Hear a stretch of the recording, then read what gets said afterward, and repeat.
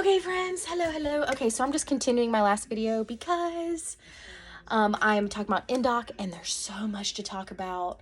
I haven't even gotten to evolutions of Indoc, and so I wanted to share just because I also have a unique perspective than some of the individuals of the videos posted on YouTube, and that is that I actually rolled during Indoc phase. So fascinating. We have numerous evolutions in Indoc phase, and each of them have their own unique metrics of what the staff are looking for. You won't necessarily know what they are.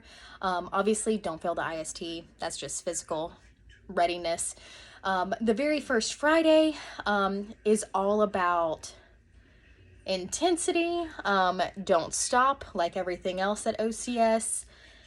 And then you get to your next week evolution, fast cruise, and that you've heard about is with the ruck. You have to run back and forth from your deck, up and down, outside. You make a little tour. You know, there's some events in there. A lot of sharks present everywhere. And I'm not sure if I mentioned in the previous videos, but sharks are staff. Sharks hunt for a prey to kill. So again, it's wise of you to listen to your candios at the time. Whatever they are putting out to you, take as hopeful good wisdom. We had incredible Indoc ops whenever our class was going through, and so again, Fast Cruise was the very first time I got pulled in V-ups, which, lucky all of y'all, are no longer authorized as a form of RPT or reinforced physical training exercises. So you're welcome.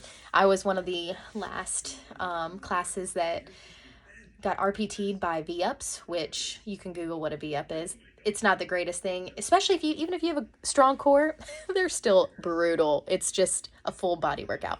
And for some reason, one of my V-ups did not look strong enough, and I got pulled that day. And again, probably one of the greatest things to have happened to me, because I literally spent 3 weeks in holding, which turned out to be such a blessing in disguise. Met so many incredible people in holding H company that end up rolling back up into the next class with me.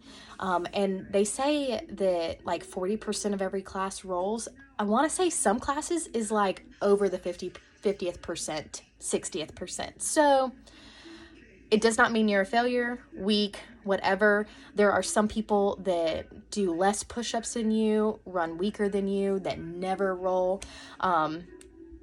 There's just something unique that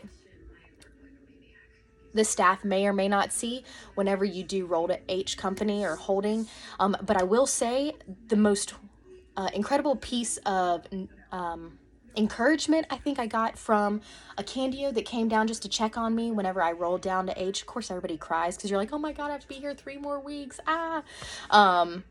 Is someone said to me, that they're like, I didn't think that you were on anybody's radar as far as like physical capability. They're like, but sometimes staff fail certain candidates in every class for resiliency training. And it's just to see how you're going to bounce back when adversity or difficult things hit you. Because some people, they roll and they're like, I'm done.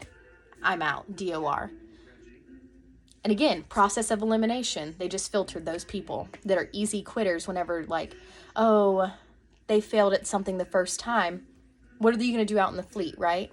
So again, don't always look at this as a bad thing. There was so many individuals that I still know that either elected that OCS was not for them, that are probably some of the most physically capable individuals I have ever met. I mean, marathon runners and incredible pacers, etc. So again, holding company was a phenomenal 3-week conditioning where we worked out like 3 times a day. And because of my V-ups, I did V-ups every single day, weighted V-ups, and I could kill V-ups for the rest of the life of the program. So all that to say, I got so much stronger during that time. So my Indoc phase was actually 6 weeks. So yes, don't recommend having to go through it 6 weeks, but you'll become stronger and more unified as a class, and you'll have all the perspective that you can bring up to your next class as far as seeing different aspects and perspectives of the program. So again, we talked about hydration, food, everything. Sorry if you hear my pup. There's just so much in Indoc. Drill, you're preparing for drill competition, which comes up very fast. And your staff sergeant, gunnery sergeants, phenomenal. Men and women, phenomenal. But they are the scariest people that you will probably see at all of Newport and OTCN. Terrifying, but they will get so much respect from you and your class. Even with your chiefs and senior chiefs and class officers and everything, they are just phenomenal and terrifying all in the same go. You'll understand more. Drill hours and hours every single day. Somebody sneeze, whatever, you'll end up on your face doing push-ups. Somebody twitches, you'll end up on your face doing push-ups. It was just such good memories. So sometimes they'll even surprise you with doing a room inspection and then come to drill where everybody just so happens to be and just be like, oh, cool. Well, your rooms were unsat, so on to the sand pit. So, good memories made. So my class, if they ever see this, or they're going to die laughing.